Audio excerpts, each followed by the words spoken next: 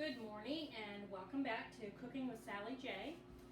This will be a segment on Christmas cooking. One of the things, it's going to take me more than one day to do that. But today's just a really easy one, and it's called peanut butter squares. Some people call them Jimmy Carter squares. They're just peanut butter squares to me. If you hear Tinkerbell in the background, that's because the two cute little munchkins that are here today it's keeping them entertained. So you hear my microwave in the background too, because that's helping me be a step ahead of what I need to do so that I'm not wasting time. So you're going to need,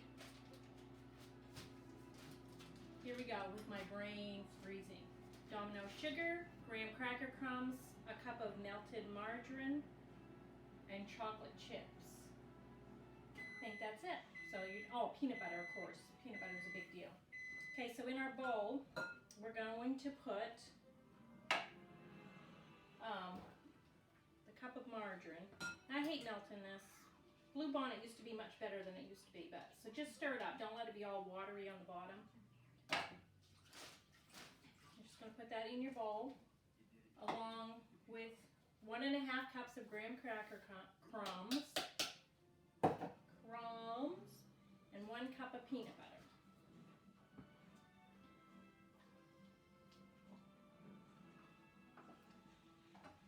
Okay. We're going to mix this all together really good, which I was going to have my mixer all out and ready so I didn't have to. But again, I don't know why I always think I got to be in a hurry. And we want 2.5 cups of the powdered sugar.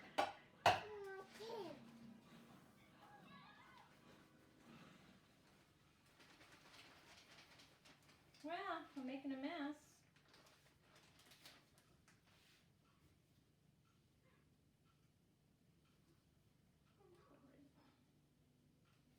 Okay, so the mixer is best for that.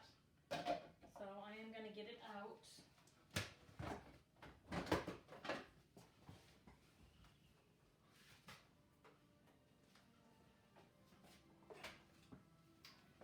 My reach is probably, oh yeah, I got a good reach.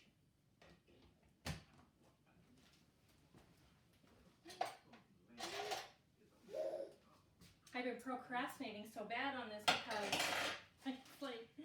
I've got 101 projects going, and I'm like, I gotta make my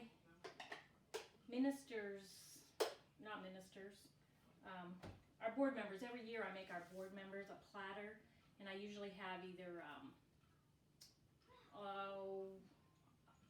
chocolate log or a pumpkin roll or something like that. And I also have 5 different kinds of candy or cookies that I also put on it. And I'm behind with that, and I'm ready to make the chocolate rolls, but I got to have the candy made first. So I've already done the fudge. I did that in another segment, which you've already seen. Yesterday I was going to do a cooking video, but I ended up, couldn't stand my kitchen. And it's been driving me nuts for months. It's like I need to take a pressure washer to it. So yesterday that's what I did. I rearranged it, and it felt really good this morning to walk in my kitchen. It just felt organized and clean. So I said all that, I don't know. But we're going to make these. I got to get some parchment paper. Okay, I am going to spray my dish because it just helps the parchment paper to stay down on it. Looks like I need to buy some here soon.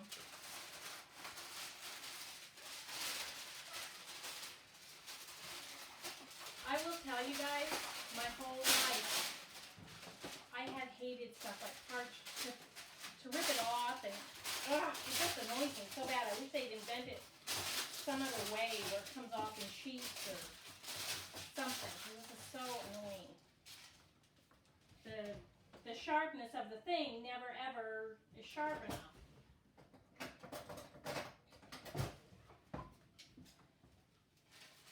And I guess I'm displaying my lack of patience. Anyway, it is what it is, people. parchment paper does not have to be perfect because it's not going in the oven. Nobody's going to see it. It's not a big deal. Okay, so all those ingredients that we just put in the bowl, we're mixing up well with the mixer.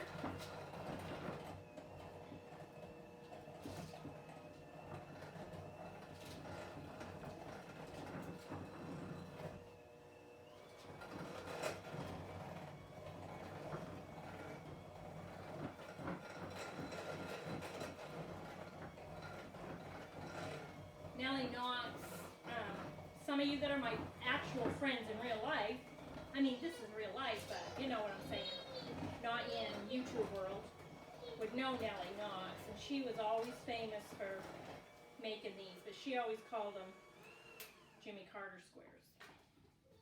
Okay, all we're going to do is pour this in the dish, like so. This does not go in the oven. This will sit and harden because you're going to put it in the fridge to chill. Be careful, Bryn. Be careful, baby. Yeah. Good girl. Oh, you're so awesome. Love my grandbabies. Okay. Right now you're just going to spread it out in your pan like you would a cake mix or brownies or anything like that.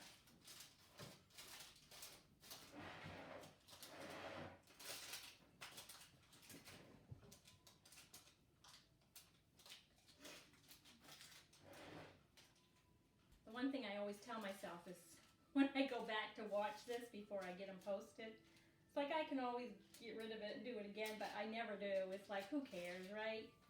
I'm just here. It started because of COVID teaching, and people enjoy it. I have a little fan club from the Levette girls. They're so sweet.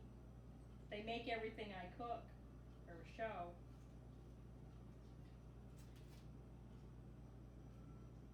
I don't know what I said. I was talking to you about my board members, the things that I like to do for them. I've done it for years.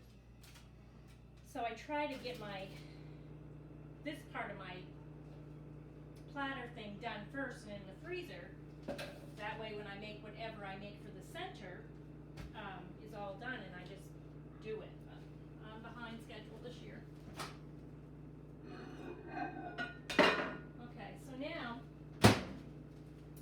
this here is 12 ounces of chocolate chips. Now the actual recipe says 11.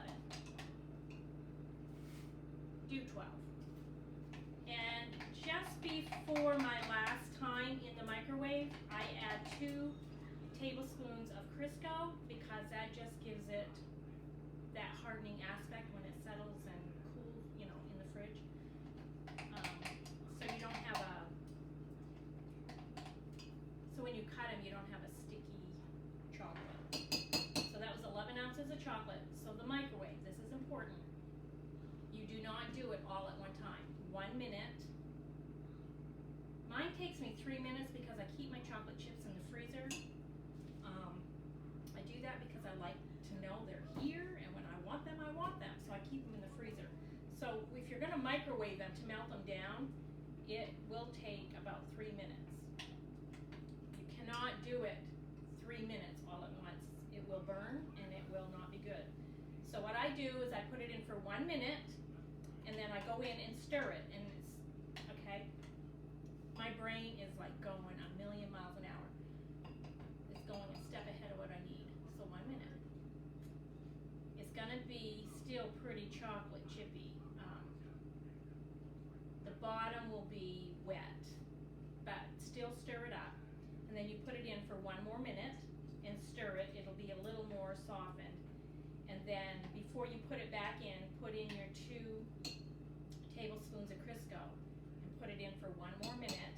Your Crisco will not be totally melted on the top, but as you stir it, and as I just did, it totally melted into it. So now we're gonna just pour this over the top.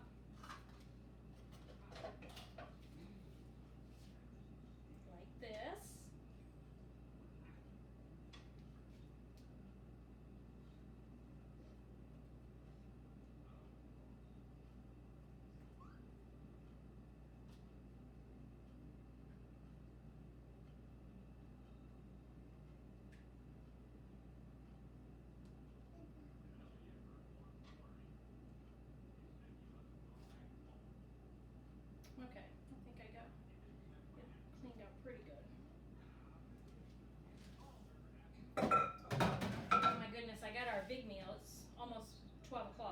our big meal in the oven, and I'm making Ritzy chicken, and it smells so good.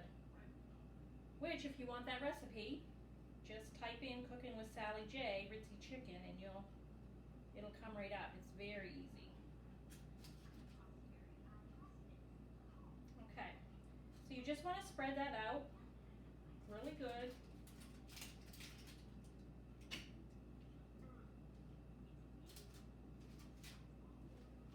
I tend to cover it.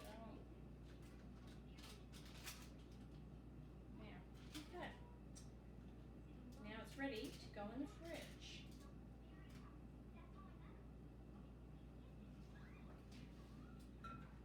Just gonna tip it a little bit so you can see. I don't want it to run down. But we're gonna put it in the fridge and it'll harden, and then we'll cut it and I'll show you what the square looks like.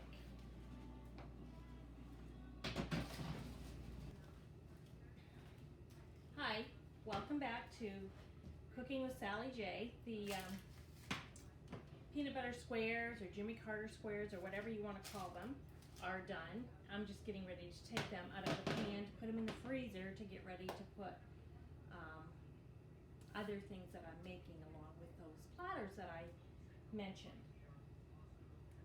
So here they are, all nicely cut. Sometimes they can be a little dry and break, so that's why it's important that they set a good while in the refrigerator, and that's why it's important to have parchment paper underneath them, because they come out off the parchment paper very easy, like that. Okay. So if you've enjoyed this segment of Cooking with Sally J, thank you. If you haven't subscribed, go ahead and subscribe. Let your friends know. There will be more candy recipes that I'm doing for the Christmas holiday, so you can, if you've hit the subscribe button, you'll get the notices right away that they're up. You can also find me on Cooking with Sally J's Facebook page.